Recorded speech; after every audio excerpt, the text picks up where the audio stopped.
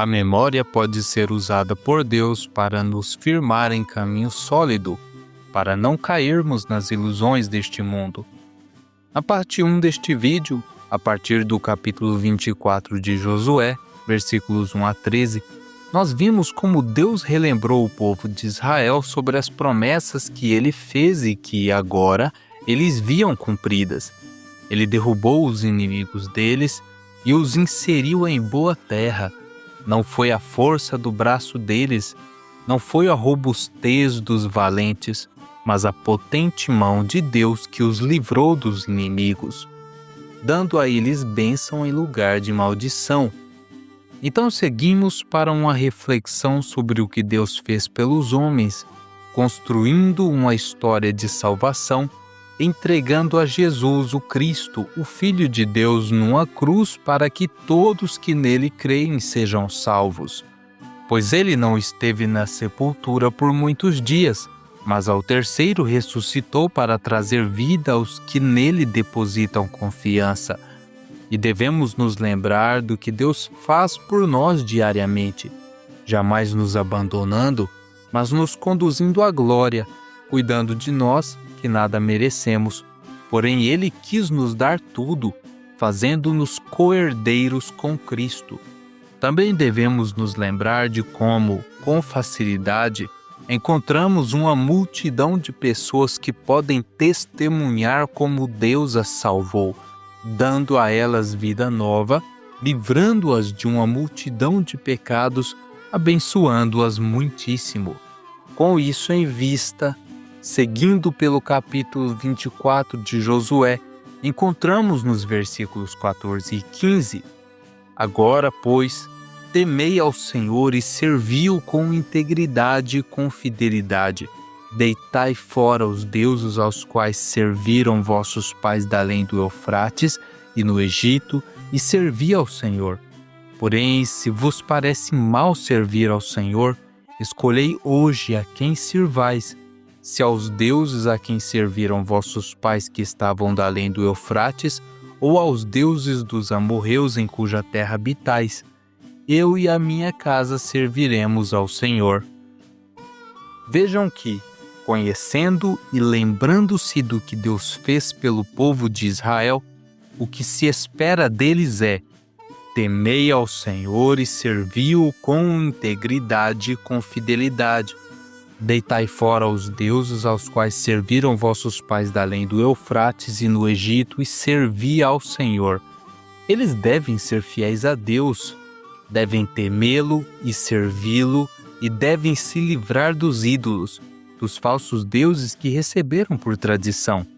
Naturalmente que se conhecem quem é o verdadeiro Deus, se percebem pela própria experiência que o Senhor é Deus e que os outros são falsos e não passam de criação humana, qual o sentido de permanecer agarrado ao ídolo? Logo, conhecendo a verdade, devem tomar a decisão, abandonar os falsos deuses e temer e servir ao único e verdadeiro Deus.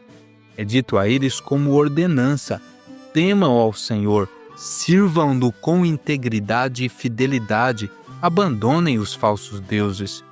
Contudo, vejam na sequência do texto que, apesar da ordenança, são eles que devem decidir. Temos a palavra porém encabeçando o que vem a seguir, do que diz: porém, se vos parece mal servir ao Senhor, escolhei hoje a quem sirvais.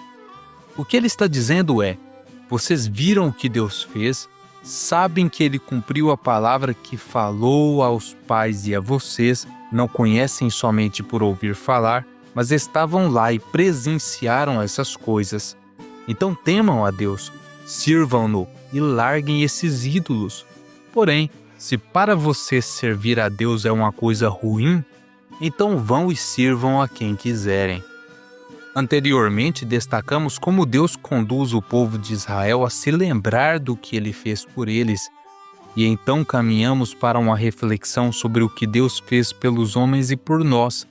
Agora, ressaltamos que o que se espera daqueles que conheceram e experimentaram o poder e a glória de Deus é que tenham fé viva, expressa no temer e servir a Deus. com o abandono dos ídolos criados pelo coração humano.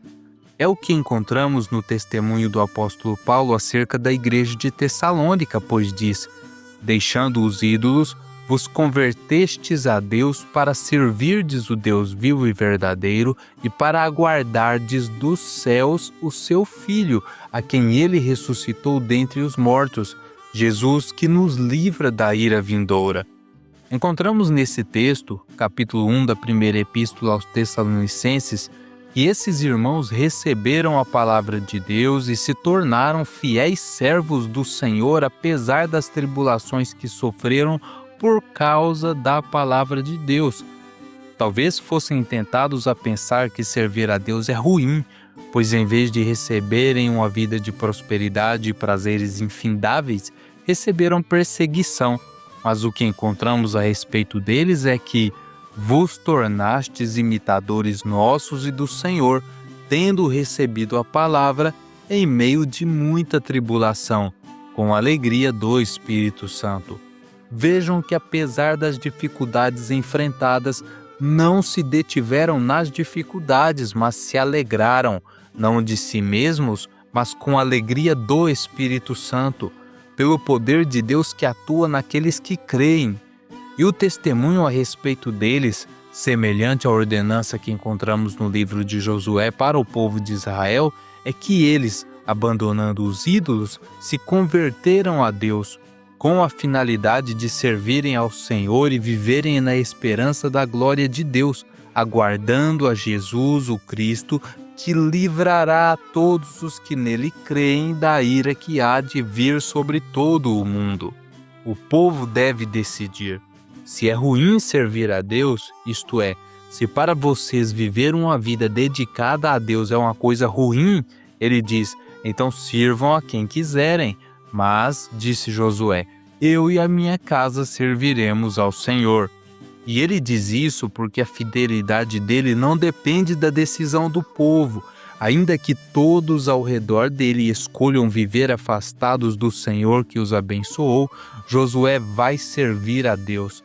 Querido ouvinte, não seja como aqueles que conhecem a Deus, que sabem como Ele abençoou a muitas pessoas e que já experimentou por si mesmo bênçãos, mas que prefere não fazer parte do povo de Deus e viver uma vida dedicada ao Senhor Jesus, porque acha isso ruim, porque pensa ser difícil demais servir a Deus.